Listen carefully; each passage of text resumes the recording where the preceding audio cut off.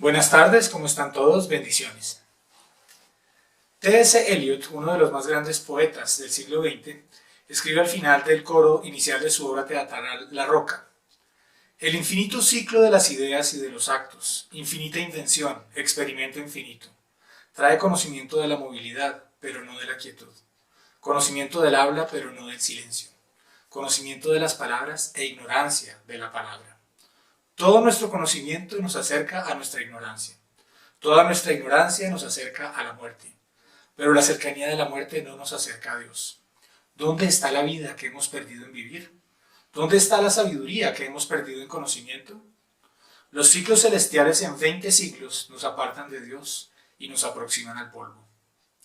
Hemos reducido la sabiduría divina y nuestra experiencia a conocimiento, y a información, a datos. Y aún, como dice el documental El dilema de las redes sociales, que les recomiendo, hemos pasado de la era de la información a la de la desinformación. La reducción de todas nuestras realidades humanas a datos, a inmensas cantidades de datos, el llamado Big Data, nos deshumaniza, queriendo volvernos títeres de algoritmos que quieren hacernos más y más esclavos del consumo, con base en lo que compramos, lo que buscamos y cómo interactuamos en las redes. El verdadero conocimiento no es solo acumulación de información o el saber mucho acerca de algo de alguien, estar lleno de datos. Hay una historia que hicieron un concurso de declamación en una iglesia y hubo dos finalistas, un orador profesional y un pastor. El orador profesional usó todas las técnicas de la mejor entonación, el mejor dramatismo, y todo el mundo lo aplaudió al final de haber declamado el Salmo 23, todos, ¡guau! Este sí debe ser el mejor declamador. Y luego pasó el pastor. El pastor era un hombre muy sencillo, muy ignorante, puede decirse solo conocía la Biblia, y él habló el Salmo 23, contó el Salmo 23 en sus propias palabras. Al final nadie aplaudió, pero todos estaban llorando. El que ganó el concurso fue el pastor, y el jurado que le dio el premio dijo: el orador profesional sabe todas las técnicas de entonación, sabe de memoria el poema, lo dramatiza de la mejor manera, pero el pastor conoce a su propio pastor. Él conoce al pastor de las almas. Ese es el conocimiento del que habla la Biblia, el que quiere que tengamos de Dios.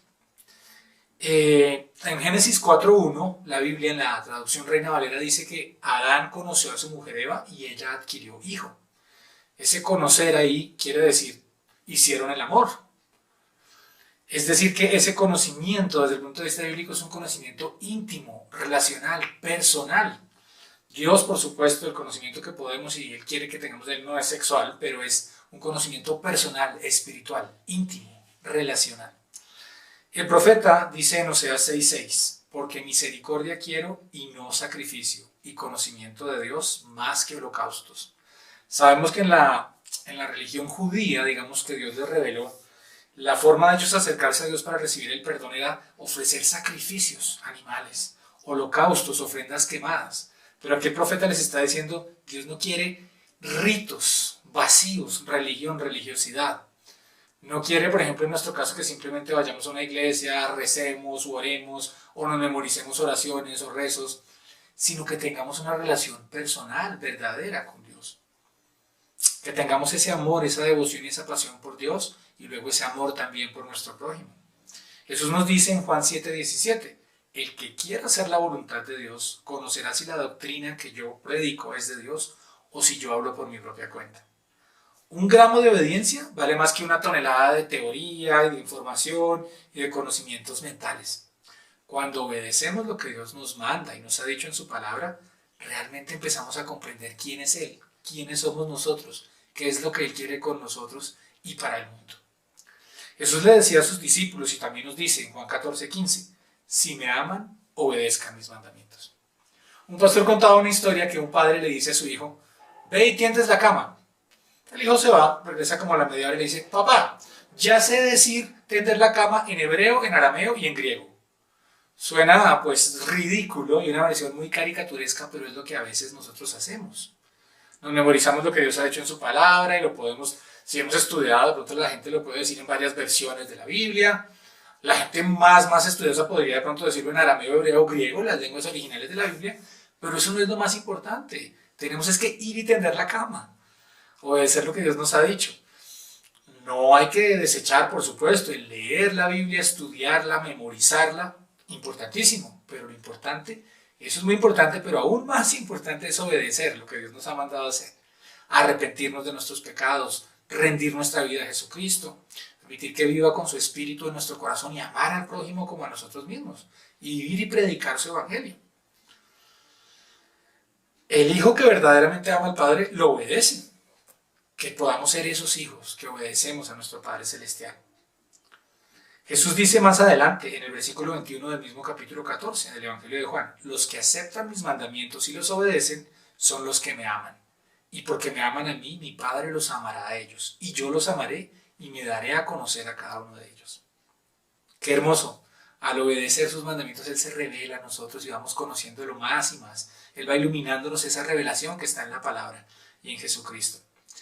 Una pequeña advertencia frente al conocimiento, nos dice el apóstol Pablo en 1 Corintios 8, de los versículos 1b hasta el 3. Dice, el conocimiento envanece, mientras que el amor edifica.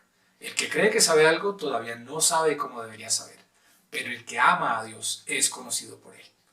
Una vez más, el conocimiento no es acumulación de información, sino amor por Él, y la consecuencia natural de este amor es amor al prójimo. En Romanos 13, 8 al 10, el mismo apóstol Pablo dice, no tengan deudas pendientes con nadie, a no ser las de amarse unos a otros. De hecho, quien ama al prójimo ha cumplido la ley. Porque los mandamientos que dicen, no mates, no cometas adulterio, no robes, no codicies, y todos los demás mandamientos se resumen en este precepto. Ama a tu prójimo como a ti mismo. El amor no perjudica al prójimo, así que el amor es el cumplimiento de la ley. Vemos que el conocimiento más alto es ese amor de Dios en nosotros, por Él y por nuestros semejantes. Otra advertencia más, el mismo Jesús dice, llegando casi al final del Sermón del Monte, en Mateo 7, 21 al 23. No todo el que me dice Señor, Señor entrará en el reino de los cielos, sino solo el que hace la voluntad de mi Padre que está en el cielo. Muchos me dirán en aquel día, Señor, Señor, ¿no profetizamos en tu nombre? Y en tu nombre expulsamos demonios, e hicimos muchos milagros. Entonces les diré claramente, jamás los conocí, apártense de mí, hacedores de maldad. La obra del Señor tiene que ser hecha a la manera del Señor, con el carácter del Señor y para la gloria del Señor, no para la vanagloria de los hombres. Quien sirva al Señor debe ser conocido por Él como hijo suyo por la fe. Debe estar bajo su autoridad espiritual para poder ejercerla como Dios quiere y dar gloria al Padre en el nombre de Jesucristo. Dios lo sabe todo, Él lo conoce todo. Entonces al decir en el versículo 23, jamás los conocí, lo que quiere decir es, no los reconozco como míos, ustedes me son ajenos. En Hechos 19, 13 al 17 encontramos esta escena. Pero algunos de los judíos exorcistas ambulantes intentaron invocar el nombre del Señor Jesús sobre los que tenían espíritus malos, diciendo, os conjuro por Jesús el que predica Pablo. Había 7 hijos de un tal Esceva, judío, jefe de los sacerdotes que hacían esto. Pero respondiendo el espíritu malo dijo, a Jesús lo conozco y sé quién es Pablo, pero ustedes quiénes son. Y el hombre en quien estaba el espíritu malo saltando sobre ellos y dominándolos, pudo más que ellos, de tal manera que huyeron de aquella casa desnudos y heridos. Y esto fue notorio a todos los que habitaban en Éfeso, así judíos como griegos, y tuvieron todos temor de ellos, y era magnificado el nombre del Señor Jesús. Satanás y sus demonios también saben quiénes son los hijos de Dios, aquellos cuyos pecados han sido justificados en la cruz, aquellos que han sido justificados por la fe en Jesucristo. Los reconocen como no suyos, sino del Señor. Ellos saben quién tiene verdadera autoridad espiritual sobre ellos en el nombre de Jesús y quiénes no. El Señor Jesús también en Juan 10, 3 al 5 dice que el que entra por la puerta al redil de las ovejas es el pastor, y las ovejas oyen su voz y la siguen. Ellos no van a seguir al engañador ni al ladrón, sino que huirán de él. Más adelante dice en los versículos 14 y 15, yo soy el buen pastor y conozco mis ovejas, y las mías me conocen, así como el Padre me conoce, y yo conozco al Padre, y pongo mi vida por las ovejas. Como dice Romanos 8:14, porque todos los que son guiados por el Espíritu de Dios, estos son hijos de Dios. Si hemos leído, aceptado por la fe a Jesucristo en nuestro corazón, leemos la palabra, la creemos y le creemos a Dios, somos guiados por el Espíritu Santo. Dice Pablo en 2 Timoteo 2:19, pero el fundamento de Dios está firme, teniendo este sello, conoce el Señor a los que son suyos, y apártese de iniquidad todo aquel que invoca el nombre de Cristo. Aquí una vez más sabemos que Dios lo conoce todo, pero lo que significa este conoce es que Él reconoce a quienes son suyos, a quienes lo adoran y están bajo su autoridad y le sirven y lo aman de todo corazón.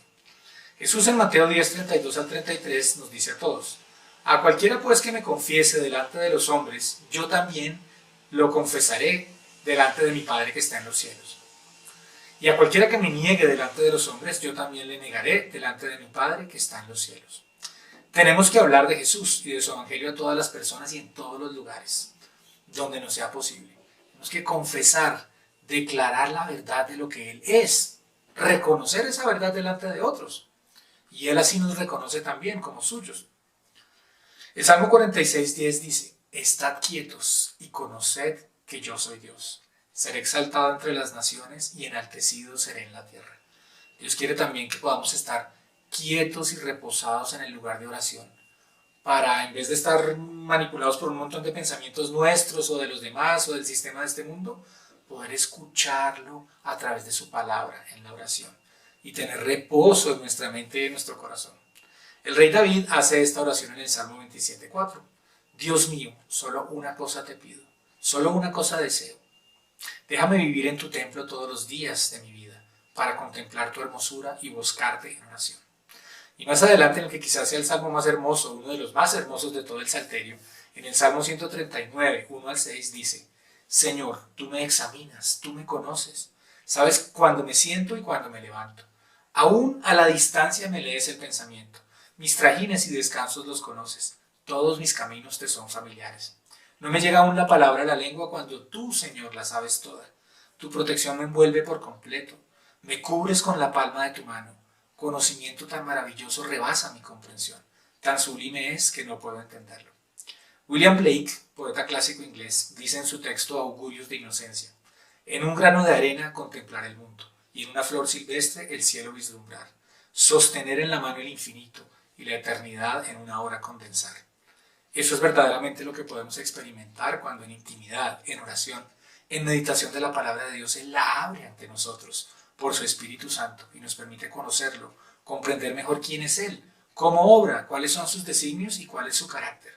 Sigue diciendo David en el Salmo 139, en los versículos 17 y 18: cuán preciosos, oh Dios, me son tus pensamientos, cuán inmensa es la suma de ellos. Si me propusiera contarlos, sumarían más que los granos de arena. Y si terminara de hacerlo, aún estaría a tu lado.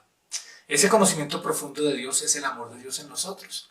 Pablo dice en Romanos 5, 1 al 5: justificados pues por la fe, tenemos paz para con Dios, por medio de nuestro Señor Jesucristo, por quien también tenemos entrada por la fe a esta gracia en la cual estamos firmes, y nos gloriamos en la esperanza de la gloria de Dios. Y no solo esto, sino que también nos gloriamos en las tribulaciones, sabiendo que la tribulación produce paciencia, y la paciencia prueba, y la prueba esperanza, y la esperanza no avergüenza, porque el amor de Dios ha sido derramado en nuestros corazones por el Espíritu Santo que nos fue dado.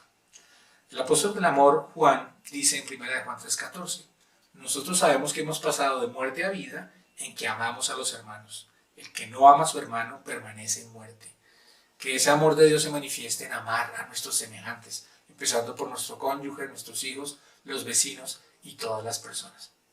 Algunos pasajes más del apóstol Pablo en cuanto al verdadero conocimiento de Dios en Jesús. En Gálatas 6:14 dice: pero jamás acontezca que yo me gloríe sino en la cruz de nuestro Señor Jesucristo, por el cual el mundo ha sido crucificado para mí y yo para el mundo. Filipenses 3:7-9 dice: pero todo lo que para mí era ganancia lo he estimado como pérdida por amor de Cristo. Y aún más, yo estimo como pérdida todas las cosas en vista del incomparable valor de conocer a Cristo Jesús mi Señor, por quien lo he perdido todo, y lo considero como basura a fin de ganar a Cristo y ser hallado en Él, no teniendo mi justicia propia derivada de la ley, sino la que es por la fe en Cristo, la justicia que procede de Dios sobre la base de la fe. Finalmente, Pablo, luego de explicar el Evangelio y de decir que es el misterio que estaba escondido desde los siglos y declarar que es la salvación de todas las naciones por la obra de Cristo, pasa a decir lo siguiente. Efesios 3:14-21.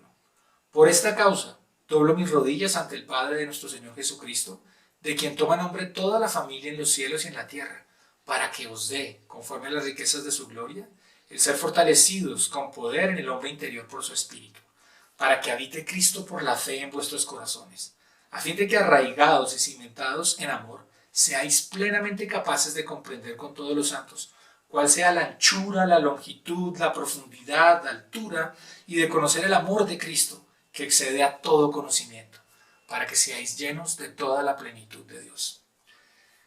Esta es mi oración para todos nosotros, que podamos conocer ese amor de Cristo, cada uno de nosotros personalmente, y podamos extender ese conocimiento de la gloria de Dios a través del amor de Jesucristo. Señor, te doy gracias por mis hermanos y todas las personas que puedan escuchar esta vitamina espiritual, y que podamos recibir este conocimiento tuyo, que es esta relación íntima contigo, este amor, este perdón que tú nos das, este amor que derramas con tu Espíritu en nuestros corazones para extenderlo a otros, Señor. Que la tierra sea llena del conocimiento de la gloria de Dios, como las aguas cubren el mar, como también dice tu palabra, y que empiece en nosotros, en arrepentirnos de nuestros pecados, rendir nuestra vida a ti, Jesús, adorarte con nuestra vida y proclamarte con nuestra vida y palabras. En el nombre de Jesús. Amén. Dios los bendiga.